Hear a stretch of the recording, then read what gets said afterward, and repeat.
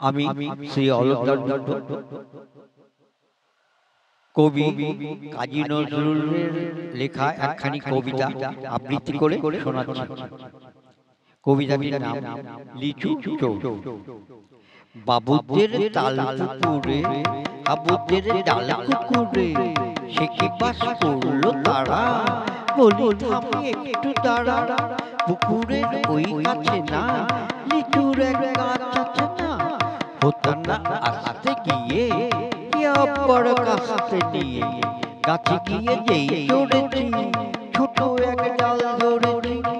ও বাবা মরার করে পড়েছি সরা জোরে, পড়বি পর মালির ঘাড়ে সে ছিল গাছের আড়ে। বেটা ভাই বড় নচার দুম দুম গোটা দুটো চার, দিল্লি খুব কিলো ঘুষি একদম চুষতে চুষি। আমিও পাগিয়ে কাপড় হাওয়া চাকিয়ে কাপড় লাফিয়ে ডিঙুনো দেয়াল দেখিয়ে ভিড়ছে শেয়াল। আর শেয়াল কোথা ভেলোটা দাঁড়িয়ে হোতা, দেখেছি খেয়ে ওঠা কুকুরও জুড়লো চোটা।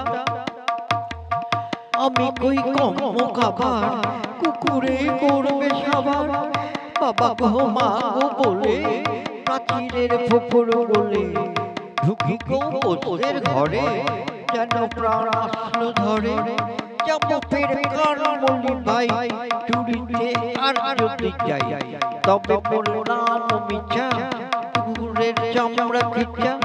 সে কি ভাই যায় রে ভোলা মালির ওই পিটুনি গুলা, কি বলবো ঢের হপ্তা তাও আর খপ্তা।